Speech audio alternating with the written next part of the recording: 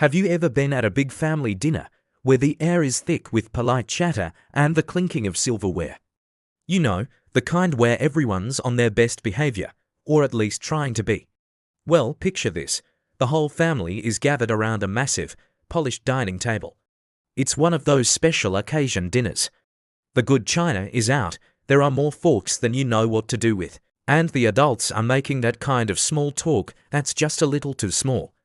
They're talking about the weather, someone's new car, the price of gas, all the usual suspects. And right in the middle of it all, there's little Leo. He's maybe 6 or 7 years old, sitting quietly, his feet dangling high above the floor. He's mostly focused on pushing his peas around his plate, creating little green mountains and valleys. He's in his own little world, oblivious to the grown-up conversation buzzing around him like a fly you can't quite catch. He's just a kid, happy to be there with the promise of dessert on the horizon. Then, Aunt Sarah decides it's time to liven things up, or maybe she just wants a compliment. She's wearing a brand new dress, a bold floral print with big, dramatic ruffles. She preens a little, smoothing down the fabric, and leans across the table towards Leo with a bright, expectant smile. She asks, "Leo, sweetie, what do you think? Do you like Auntie Sarah's new dress?" Now everyone turns to look at Leo. It's his moment in the spotlight. He stops his pea-pushing expedition and looks up. He doesn't just glance, he gives the dress a full, serious inspection. His eyes travel from the ruffled collar all the way down to the hem, then back up again. He squints a little, as if he's a world-renowned fashion critic evaluating a piece at Paris Fashion Week. The table holds its breath. Aunt Sarah's smile is frozen in place, waiting for the adorable, kid-approved validation. After a long, dramatic pause, Leo finally speaks. His voice is clear and honest, as only a child's can be. "It looks like the curtains in the school auditorium," he announces, with complete and utter sincerity. Silence, absolute, deafening silence. You could hear a pin drop on the plush carpet. The small talk engine grinds to a screeching halt. Uncle Bob, who was halfway through a story about his golf game, just stops mid-sentence, his mouth hanging open. Grandma stares into her water glass as if it holds the secrets to the universe. Aunt Sarah's smile melts like an ice cream cone on a hot day. Her face goes through about 5 different emotions at once: surprise, confusion, a flash of hurt, and finally, a sort of tight-lipped resignation. The curtains at the school auditorium, she probably pictured dusty, faded velvet from the 1970s. The adults start exchanging those panicked, wide-eyed looks. You know the one: the somebody do something, say something, anything. Look, it's a game of social hot potato, and nobody wants to be left holding it. The tension is so thick you could cut it with one of the fancy dinner knives. Everyone is desperately trying not to make eye contact with either Aunt Sarah or Leo, who has now triumphantly returned to his mashed potatoes, completely unaware of the social bomb he just detonated. Just when you think the silence might last forever, Grandpa Joe, the family's designated peacekeeper, decides to intervene. He's a pro at this. He clears his throat with a little cough and turns to Leo with a warm, grandfatherly smile.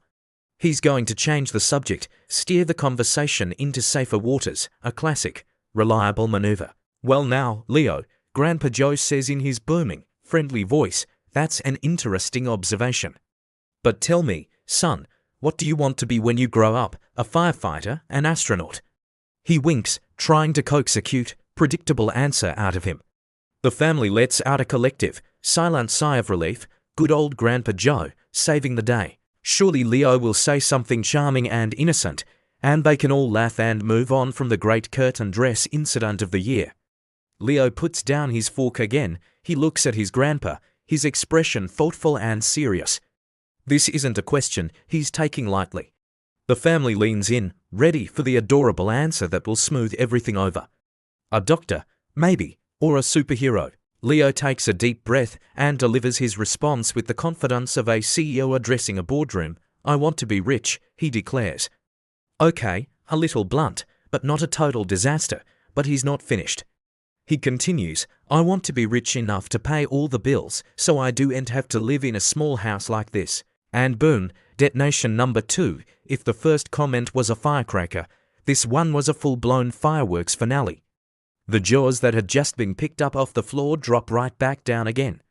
Grandpa Joe's save-the-day smile falters, his eyes wide with disbelief. This wasn't in the script.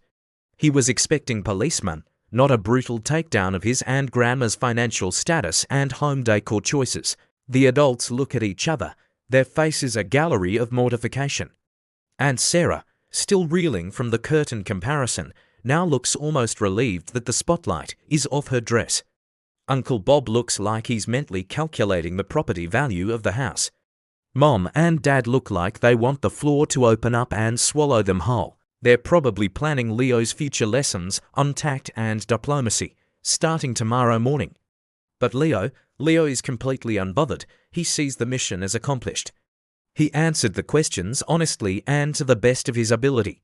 And now, with his civic duty done, he picks up his fork and dives back into his mound of mashed potatoes with a look of pure, blissful satisfaction on his face. He hums a little tune, happily shoveling food into his mouth, completely and utterly oblivious to the mushroom cloud of awkwardness that has just engulfed the entire dining room.